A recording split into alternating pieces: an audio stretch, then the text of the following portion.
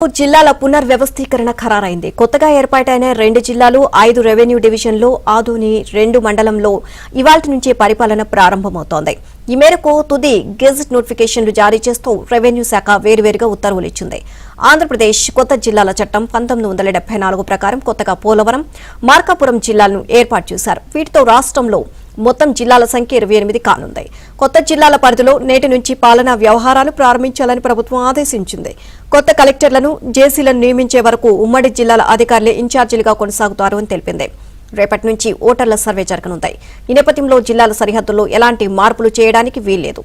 దీంతో ఇవాళ్టి నుంచే కొత్త జిల్లాలు, డివిజన్లలో పాలన మొదలు పెట్టాలని ప్రభుత్వం నిర్ణయించింది.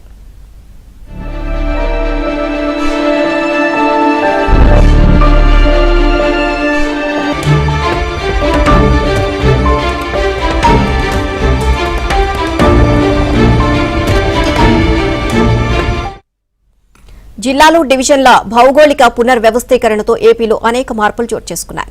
మొత్తం జిల్లాలు 28కి, రెవెన్యూ డివిజన్లు 81కి చేరాయి. కొత్తగా ఆదోని 2 మండలం ఏర్పాటుతో మొత్తం మండలాల సంఖ్య 680కి చేరింది. నిన్నటి వరకు రాయచోటి కేంద్రంగా ఉన్న అన్నమయ్య జిల్లాను పూర్తి స్థాయిలో ప్రభుత్వం పునర్వ్యవస్థీకరించింది. రాయచోటి స్థానంలో మదనపల్లెను జిల్లా ప్రధాన కేంద్రంగా ఏర్పాటు చేస్తూ గెజెట్ జారీ చేస్తుంది. అలాగే రాజంపేట నియోజకవర్గాన్ని కడప జిల్లాలో, రైల్వే కోడూరును తిరుపతి జిల్లాకు మార్చారు. తిరుపతి, నెల్లూరు, బాపట్ల, ప్రకాశం, కడప, కోనసీమ, తూర్పుగోదావరి జిల్లా, అల్లూరి జిల్లా, శ్రీ సత్యసాయి జిల్లాల్లోనూ ప్రభుత్వం మార్పులు చేసింది. గతంలో అన్నమయ్య జిల్లాలో ఉన్న రాజంపేట అసెంబ్లీ స్థానాన్ని కడపలో చేర్చారు. రైల్వే కోడూరును తిరుపతి జిల్లాకు మార్చారు.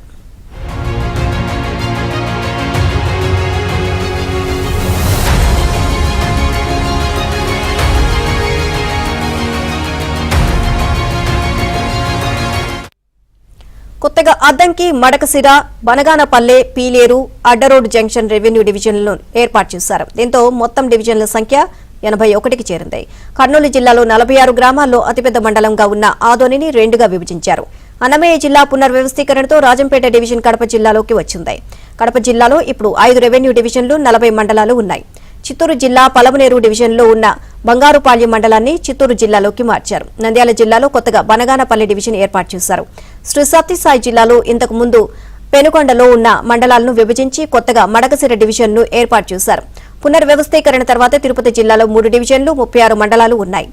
ఇంతకు ముందు అన్నమయ్య జిల్లా రాజంపేట డివిజన్లో ఉన్న రైల్వే కోడూరు, పెంగళూరు, చిట్వేలు, పుల్లంపేట, ఓబ్లావారిపల్లె మండలాలను తిరుపతి జిల్లాలోకి తీసుకొచ్చారు. ఈ మండలాలు తిరుపతి రెవెన్యూ డివిజన్లో ఉన్నాయి. వీటి విలీనంతో తిరుపతి డివిజన్ 14 మండలాలకు చేరింది. గూడూరు డివిజన్లో ఉన్న వాకాడు, చిట్టమూరు మండలాలను సూళ్లూరుపేట డివిజన్లో కలిపారు.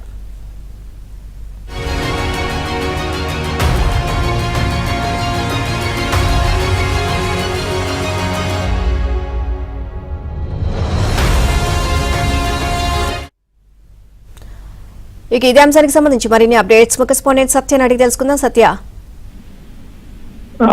రాష్ట్ర ప్రభుత్వం ఇచ్చినటువంటి ఫైనల్ నోటిఫికేషన్ ఆధారంగా 2 కొత్త జిల్లాల ఏర్పాటు అయితే సాకారమైంది. ముఖ్యంగా పోలవరం, అదేవిధంగా మార్కాపురం, ఈ 2 జిల్లాలను కూడా ఏర్పాటు చేస్తూ ఈ రోజు నుంచి, నిన్న అర్ధరాత్రి 12 గంటల నుంచి కొత్త జిల్లాలు రూపొందాయి. ముఖ్యంగా ఈ 2 కొత్త జిల్లాలకు సంబంధించి ఎస్పీ, జాయింట్ కలెక్టర్లను కూడా నియమిస్తూ ప్రభుత్వం ఉత్తర్వులు జారీ చేసింది. పోలవరం జిల్లాకు ఇన్ఛార్జ్ కలెక్టర్ గా ఏఎస్ దినేష్ ను నియామకం చేయడం జరిగింది. ప్రస్తుతం ఆయన అల్లూరు జిల్లా కలెక్టర్ గా కూడా ఉన్న పరిస్థితి ఉంది. పోలవరం జిల్లాకు ఇన్ఛార్జ్ ఎస్పీగా అమిత్ బర్దర్ ను, అదేవిధంగా పోలవరం జిల్లా ఇన్ఛార్జ్ గా జేసీగా తిరుమాని శ్రీపూజను నియమించారు. వీరందరూ కూడా అల్లూరు జిల్లాకు ప్రస్తుతం పూర్తి స్థాయి కలెక్టర్లుగా లేదా అధికారులుగా ఉన్న పరిస్థితి ఉంది. ఇక మార్కాపురం జిల్లా ఇన్ఛార్జ్ కలెక్టర్ గా పి రాజాబాబును నియమించారు.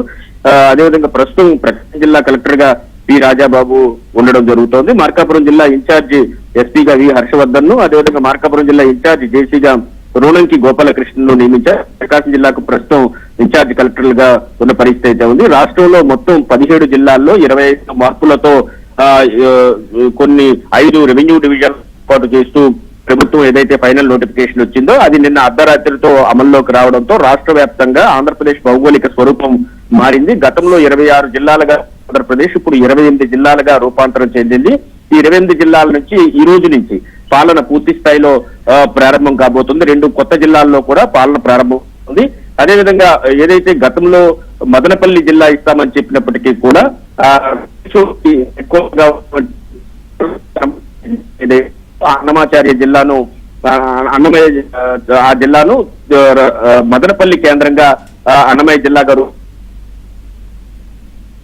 పాత జిల్లాల్లోనే ఈ మదనపల్లిని కలిపి క్యాపిటల్ గా ఎట్ మదనపల్లి అని చెప్పి నోటిఫికేషన్ ఇవ్వడం జరిగింది. వీటన్నిటినీ కూడా నిన్న అర్ధరాత్రి నుంచి 12 గంటల నుంచి కొత్త జిల్లాలు, కొత్త రెవెన్యూ డివిజన్లు కూడా అందుబాటులోకి రావడం, కొన్ని చోట్ల మండలాల్లో మార్పు, భౌగోళిక స్వరూపాల్లో మార్పు తీసుకొచ్చినప్పటికీ కూడా పరిపాలనా సౌలభ్యం కోసమే ఇదంతా కూడా చేసినట్టుగా చెప్పింది. గతంలో వైసీపీ హయాంలో 13 జిల్లాలను 26 జిల్లాలు చేసినప్పుడు రాజకీయ గా తమకు అనుకూలంగా ఉన్న ప్రాంతాలను ఒక ప్రాంతానికి కలిపి చేయడంతో ప్రస్తుతం ఈ సమస్యలన్నీ వచ్చాయని ముఖ్యమంత్రి చంద్రబాబు గతంలో పేర్కొన్నారు.